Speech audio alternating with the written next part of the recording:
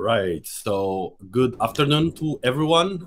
Thanks for tuning in to this webinar. We'll give a little bit of time for everyone to join in. But in this session today, we'll be talking about tech teams in Portugal and how you can build yours. I'm joined by Unur. Thanks so much for making the time, VP of People and Culture at Lucinity. And really, thanks so much for joining us. We will have... Thank you. Now we'll have like 5 minutes or so presentation with some data that I think will be interesting, so that everyone attending will be able to drive on that and ask questions. And that's really what we want you to live. You should see on the right a little bit of a box with a question mark, and that's the QA panel. So you should go there and leave questions. You can start typing them while we speak, no problem whatsoever. After the very brief presentation, we'll take the questions in order. So this is what we're here for, to try to help others that can be successful building teams in Portugal. I do want to leave also a word from everyone that might be listening and joining from the north of Portugal. Anyone that is watching the news will know that we have a couple of wildfires out of control, unfortunately with some fatalities. So hope you are safe and your loved ones are as well. And let's hope that firemen and climate can help put out of the fires. If 30 seconds or so, and then we'll get started.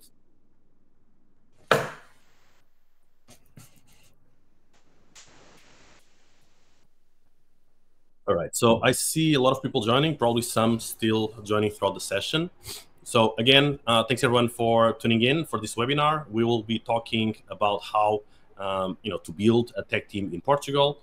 And after quick presentations, we'll open for Q&A. So again, on the right, you'll see a box with the question mark where you can click and type in your questions that we'll answer afterwards. So with that, we'll get started, as I said, covering just a couple of hopefully interesting data points. So just a second. And if technology does not fail, you should be seeing a red steel bridge by now with Bridgin logo, hopefully.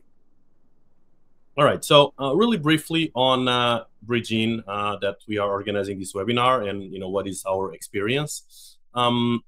So we have multidisciplinary team that helps companies establish their presence in Portugal.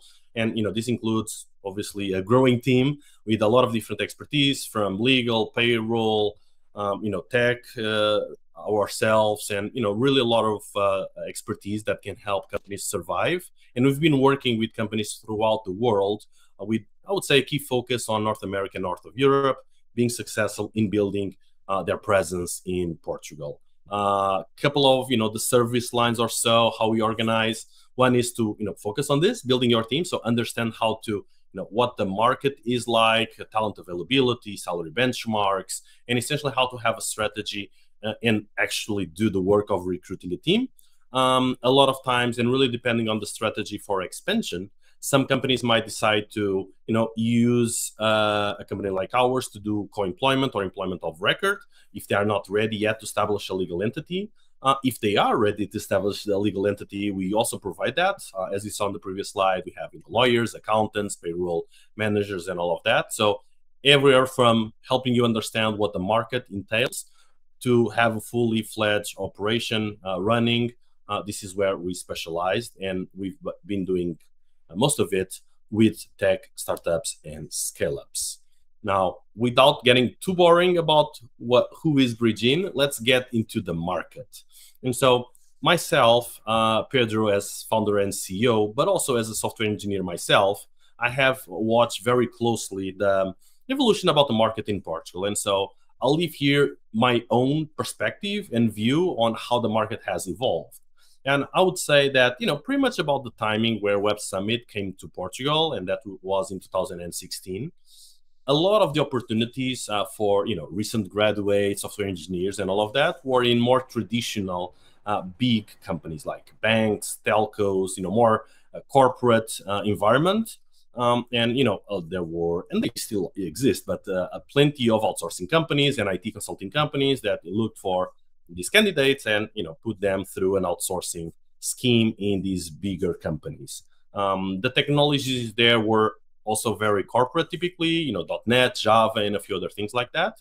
But the reality is, since 2016 onwards, Portugal started to become way more hyped, I guess. So a lot of companies start to discover Portugal as a good place to have teams. And so we call this next 4 years as a green field for tech product companies or scale-ups, because as they moved to Portugal, they were first movers, and so they benefited a lot by be able to pick the best talent from sometimes some older maintenance projects that were a little bit less interesting.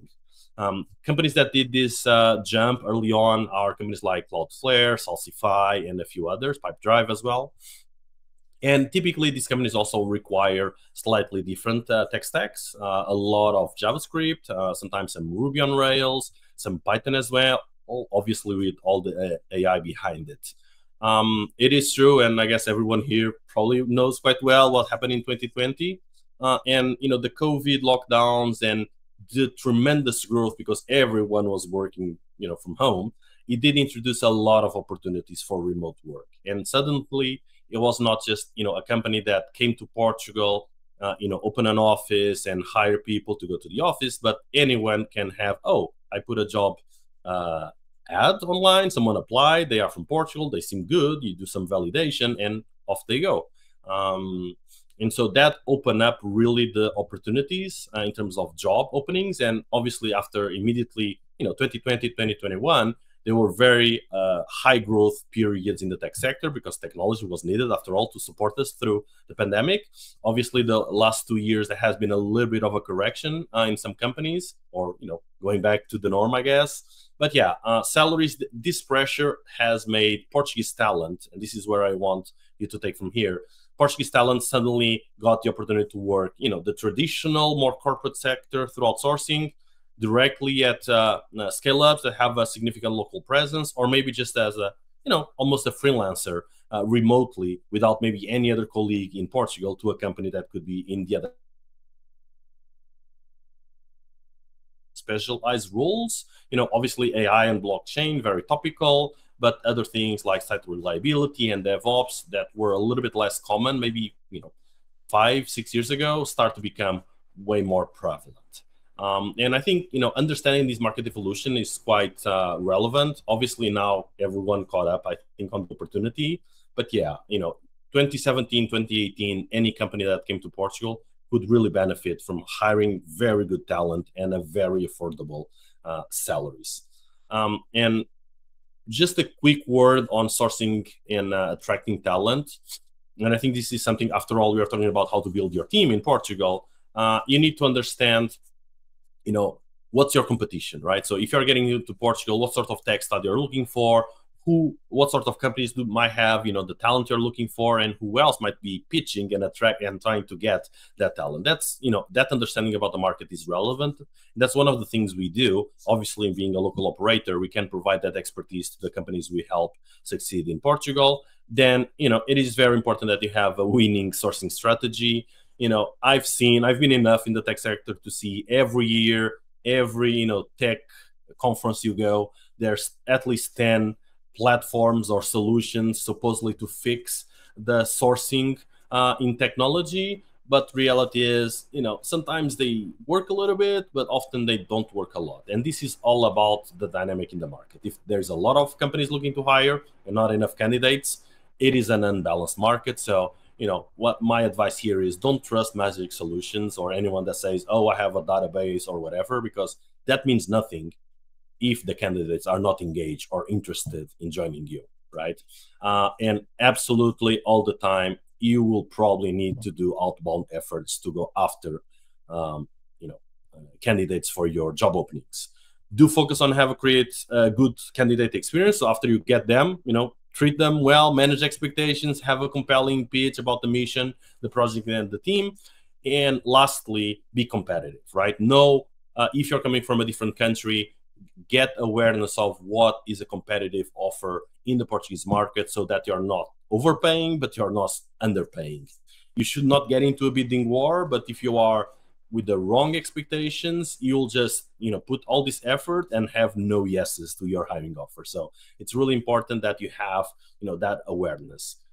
And this is just a quick example of the sort of research, in this case with Cloudflare, that we did for some the companies we work with. But what I wanted to end this couple of slides is with salary benchmark. So what's here, beyond the numbers, and you can always look back to this and peek, but there are two important things here to highlight. One, that is salaries have gone up. So what you see on the column that has the lettering on red is the increase that is most up in salary in the last 3 years or so.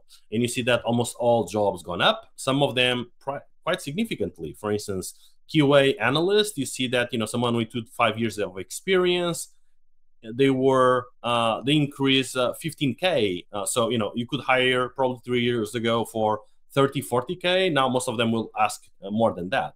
So that is all about the pressure. Some roles have a little bit more pressure than others. Interesting enough, some actually went down, maybe because of more availability on things like project management and product. There's, I would say, a little bit more there. The niche are the ones that are a little bit more difficult. But this is important, right? Understand the salary benchmarks. The other thing is where to get the salary benchmark data, right?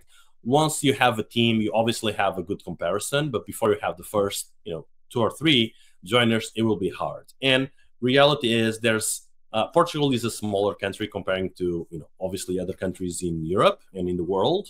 And some salary benchmarks are okay, others are potentially not great from a statistical standpoint. And we've seen a lot of that. And if you base only on that, you might be cutting yourself a little bit short in terms of how competitive you are with the hiring offers.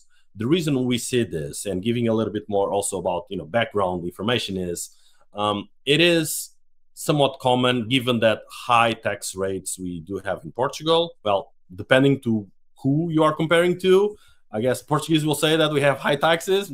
Maybe some of your countries will have even more. But because of that, there is a tentative to how we can get compensation to employees in a smarter way. And so there are sometimes policies around, providing benefits, and this could be, and even the labor law in Portugal, or the tax code in this case, enables for things like the employer can pay for the kids' school of your employees, and that money is exempt from taxation. All of that, however, does affect a little bit the salary benchmarks, because they are cost for the employer, right? So they should be featured in. But if you do ask workers for the salary, sometimes they focus on what they receive on the bank and not all the other benefits they are on top of it. So something to take away from here is, from a Portuguese perspective, we believe that we have fairly high taxes. Companies try to be using the opportunities that the tax code enables them, but that sometimes skews some of the salary benchmarks that you might see. You need to be very aware if it's all in with all the benefits included, if it's just the base salary without all the other stuff. So again, it's important that you understand the market you are in. But yeah, that's why we're here also talking today. That's it. We've done this with other companies. Would be potentially happy to do that with you. Main takeaway when we think about also Portugal from country and macroeconomics, we do see a lot of democracy issues here and there. Portugal, although we had elections recently, I would say that fairly safe still and stable democracy. The location is it's pretty interesting, particularly if you are working on the Western world, because it's a westernmost point in Europe, and closer, obviously, therefore, with the American continent. We do have good talent. Our STEM graduates are as good as, I guess, everyone in the world, and indeed, our culture is very Western-based, very, I would even say, Atlantic, sometimes more than European. So you would see one note here is you'll see a clear difference. For instance, if you compare the way companies are managed and how a project is managed in Portugal, comparing, for instance, to countries more on the Eastern Europe, like Poland or even Germany, right? There is notably a cultural difference. So, that's also important that you take into consideration. And as I end up this, actually, that's my cue, Unur, to ask you, how have you found Portugal from a culture perspective with the team you've been building here? So what's the main caveats, concerns, and, maybe the good things as well? Yeah. So our experience building up a team in Portugal has been super positive. We started with our first employee not that long ago. I think it's around a year ago almost now. And I would say that the cultural differences are very minimal. Lucinity, that is where I work, we are a Reykjavik-based, Reykjavik-started company. So our culture is very Icelandic, I'd say. But we have multiple people working outside of Iceland as well, Portugal being one of them. And the cultural differences are not that many at all. What helps in that, obviously, partly is the fact that we are so close to each other in time zone. So working hours are a non-issue. The way people work is very similar. The integration of team members from Portugal into the teams in Reykjavik has been going super smoothly. We've had no issues at all from a cultural perspective. If anything, it's gone above and beyond our expectations, the whole meshing of the cultures. Very good. Thanks for that. And, it's, I guess that's my experience, but it's always good to hear from, obviously, someone that has, skin in the game to be successful and to compare with what you'll find. I would say maybe I see some questions popping up. So as we keep, this conversation going, maybe we can answer some of them. And about taxes, well, that has to upvote. So let's start with that. I knew that would be a question. Is there any way to optimize taxes and salary? Social security burden is quite high. So yeah, so that's a little bit of what we mentioned, right? Indeed, again, comparing countries in Europe tend to have a stronger social state. So I guess it is what it is, right? But yeah, it's true. Sometimes when we look at the total cost of employment and the net amount that the employees receive in Portugal, a lot of it does go into taxes. There is some tax regimes, beneficial tax regime. So if you're coming from abroad, the NHR program, which is the non-habitual residence, meaning, for instance, if you're not a resident, but you start becoming a tax resident in Portugal because you move here, there's some opportunities to have lower taxes. That program is running for everyone that applied in the last 10 years. The duration is 10 years, so you have like a flat tax income, personal income tax of 20%, which is, on a high salary, it's much lower than what else you would pay. That program has been restructured, so there's still some avenues, but out of some pressure in terms of real estate costs, which I think is also going throughout Europe. There has been some political pressure to try to end it a little bit. So, but that's one, right? There's definitely some tax things that if you're allocating into the country that you can benefit. If you are a long-time resident, I'm afraid there's not much you can do. Employers can offer benefits, right? As we talked here, things like meal allowance in Portugal up to a limit per day is fully exempt from taxation. Childcare vouchers, that is money for the employee to pay for the kid's school, it is also exempt from taxation. You do have other categories where it gets a little bit less obvious, but you do have exemption from Social Security actually on things like medicine.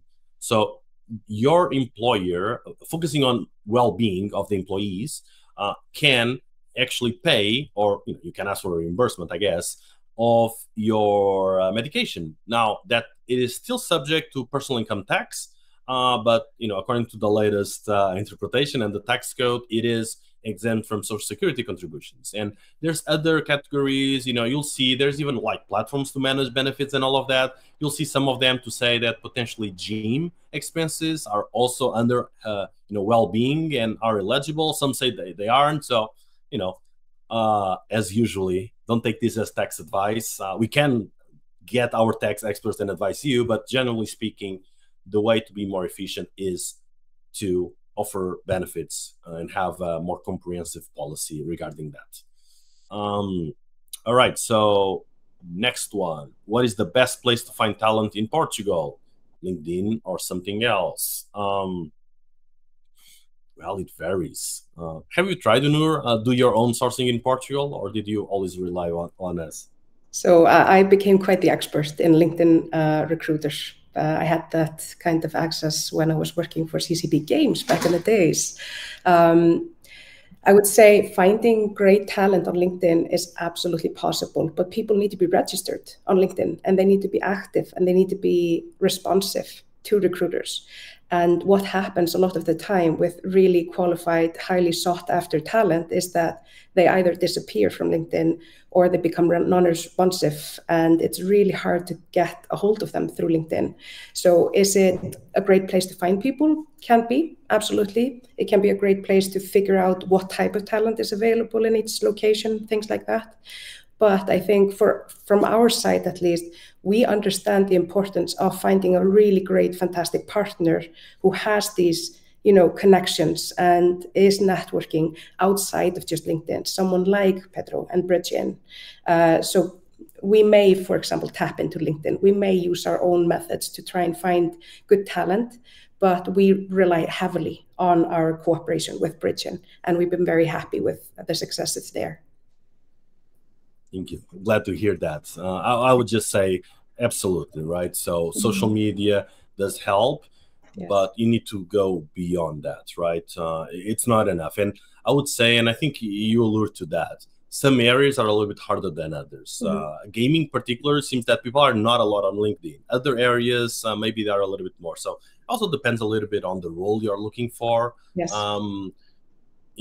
If you recall, the slides that we just shared, those older technologies, well, maybe not older, but at least more corporate or have been around for a little bit longer, like Java and .NET, it's not that hard to find, a pool of 10, 20 candidates on those technologies. You just go to a big delivery center, one of those companies, that they have, maybe 200 people working in those technologies, and, maybe you approach 50 of them and you'll get a few answers. But if you're looking for something way more niche, it does get a little bit harder, right? You need to go through different, I've seen a little bit of everything, from Git open projects where people go there to find contributors active, word of mouth, of course, work. So there's a lot of, and I think every country is slightly different also. Yeah. Do you agree?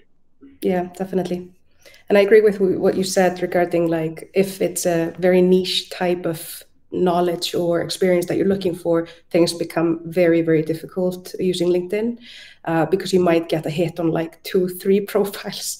I did that with CCP specifically because it's a 30-year-old games company and it's still using its own games engine, built in C++ 30 years ago. And if you wanted to hire a senior engine programmer who has experience of C++ working on an in-house built game engine, there are not many people in the world that have that. But other types of talent, way easier to kind of find on LinkedIn and social media in general. Yeah.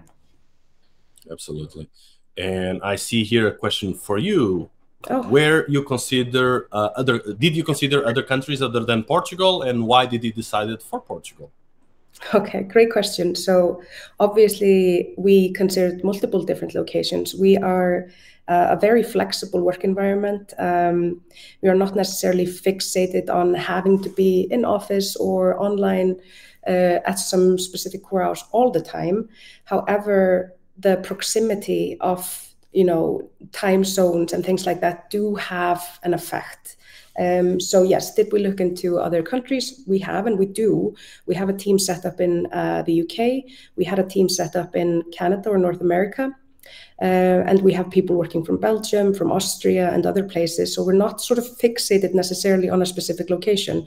But when it came to really, tapping into a really great, fantastic sort of tech talent, we had a, I would say, recommendation to kind of look into Portugal, see Portugal, because Iceland is a teeny tiny country. Everybody knows everyone. So it wasn't hard for us to find someone to kind of recommend where is a really fantastic pool of tech candidates, who should we be working with.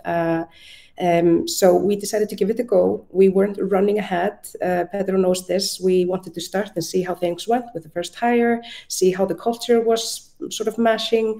And we've been nothing but amazingly happy with both the pool of talent that we're being presented with, but also the hires that we've made in Portugal and people who are now working at Lucinity. Does that mean we will only focus on Portugal forever? No, probably not. But so far, so good, and we'll continue to build up there. Awesome. Yeah. I do see a very interesting question here. I've heard the best engineers are in the country's north. Is there a geographical difference based on programming languages or other specificities? Not really. I don't think so. No, we do have, Portugal. It's a demographic thing, right? So Portugal has way more people in the coast than inland. You do have the tech universities, typically from Lisbon upwards to the north. The one south, well, two, is in Évora in Algarve. Hope I'm not forgetting anything, but I feel like you do get way more talent in. Well, you also have Setúbal, but Lisbon, Coimbra, Aveiro, Porto, Braga with the Universidade do Minho. There's a lot of. So I don't think it's bad in the north.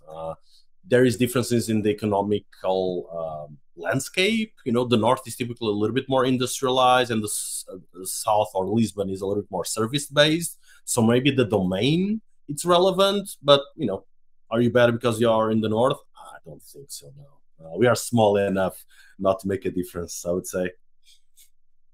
All right, and okay, so one a little bit different from Evelyn. What about non-tech teams? Is the country good for customer experience, I guess? For instance, is it good for business support functions?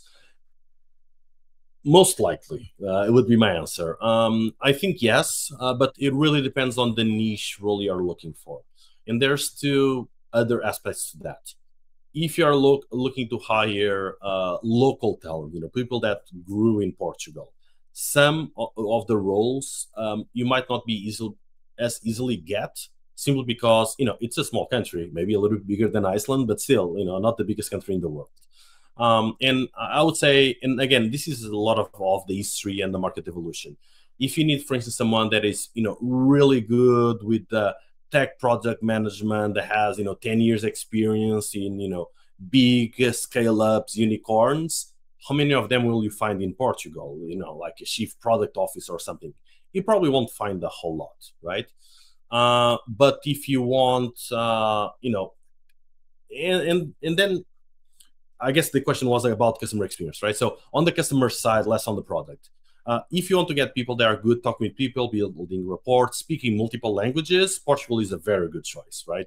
We obviously speak Portuguese, at least the natives. English is widely spoken. We almost all speak a little bit of Spanish. We comprehend usually French and Italian. So there is plenty of language availability.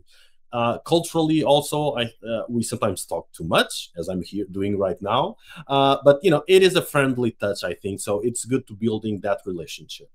Now, if you want someone that is very industrious, very get in, get out, classify, very binary, maybe sometimes there's a bit of a cultural gap there. I would say, for instance, I've seen some less amazing profiles sometimes on sales development. If you are used to have, for instance, a sales development team in the US, that sort of business environment, very fast paced, it is something that I would say people in Portugal are usually not as used to do. Now comes the caveat, which is Portugal is a nice place to live.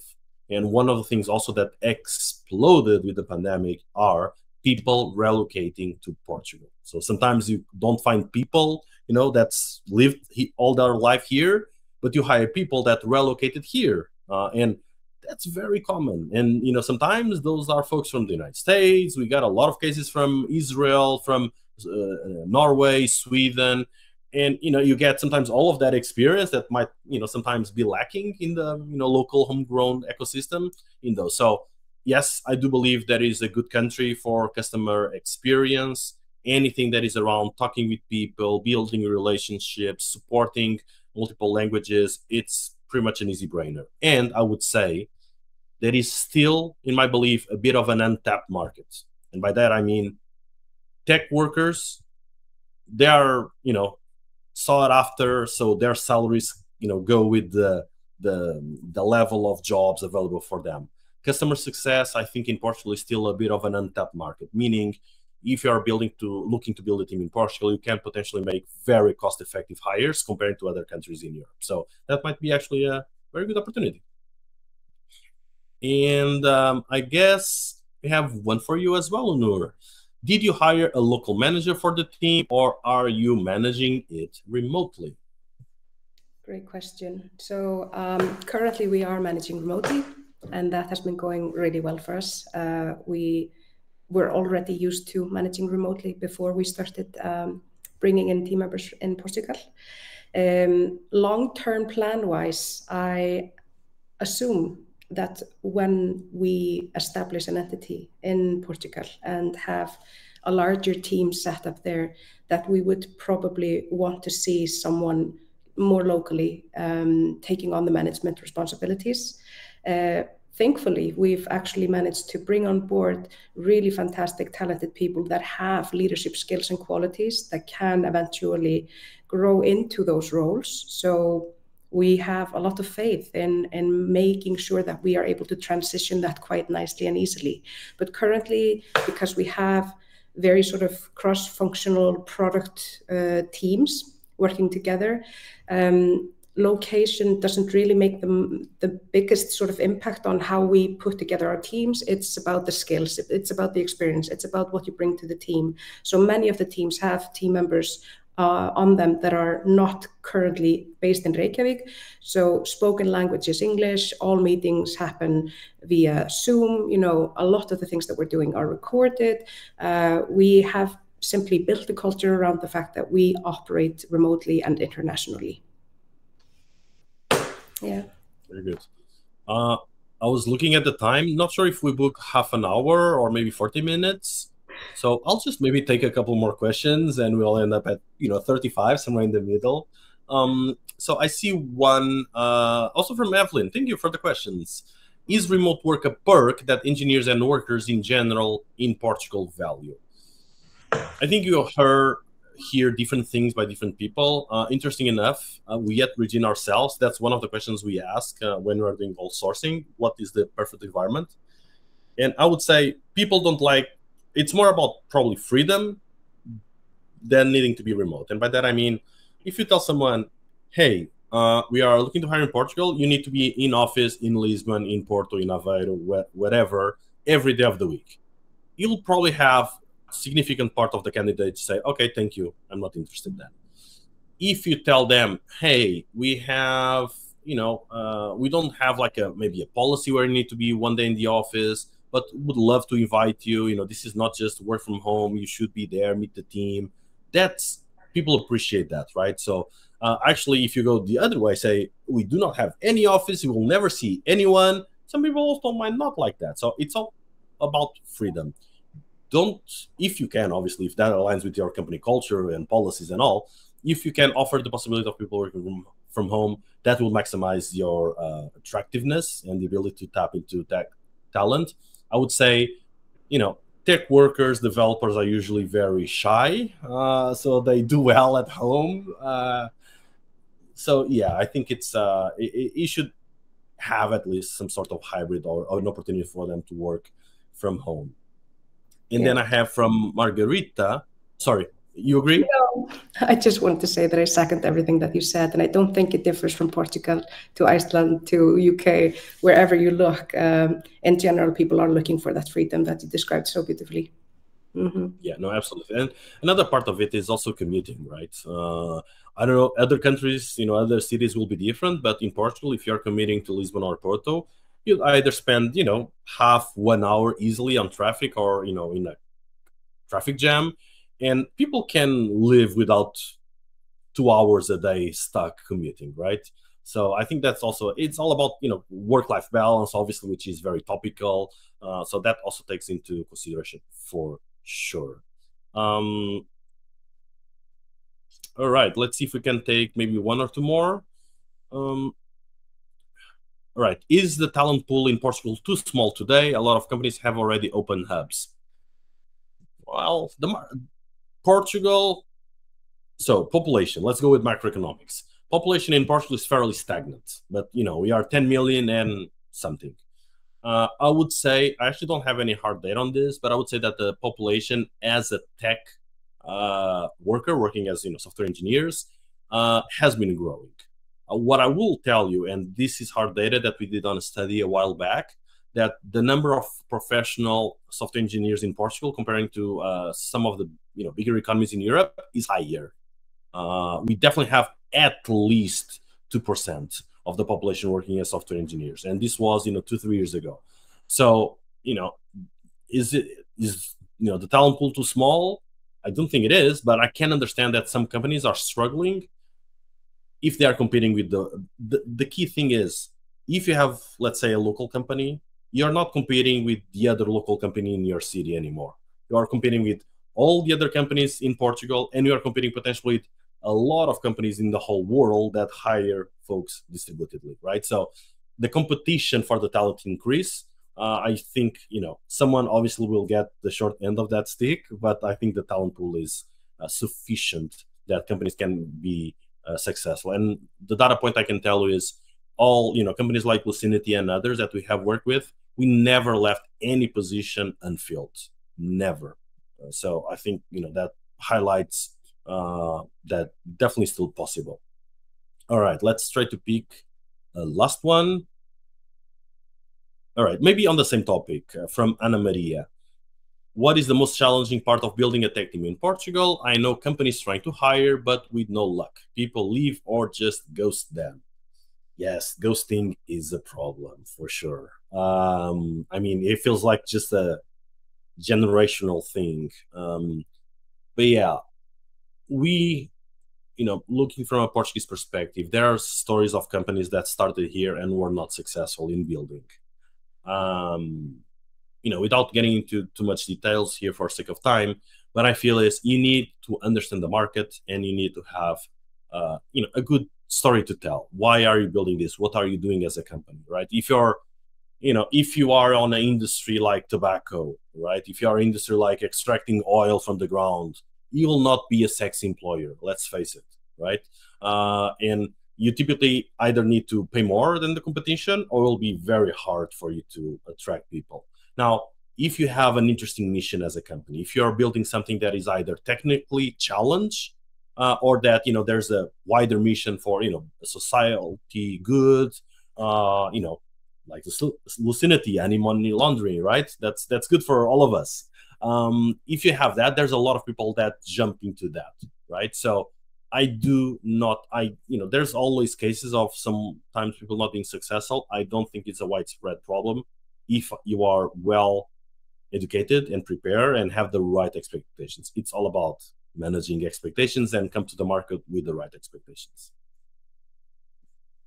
All right, we have a lot of questions coming, but I guess no time maybe for taking more. I do want to appreciate everyone's joining today. And Onur, thank you so much for joining me answering these questions. We should do more of this, so keep tight, and you can always follow us at bridgin.pt and obviously lucinity.com. Am I right?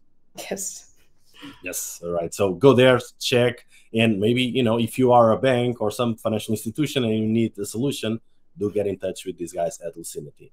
Thanks everyone for joining today. A pleasure to be here. Thanks again, Onur, and hope to talk to all of you soon.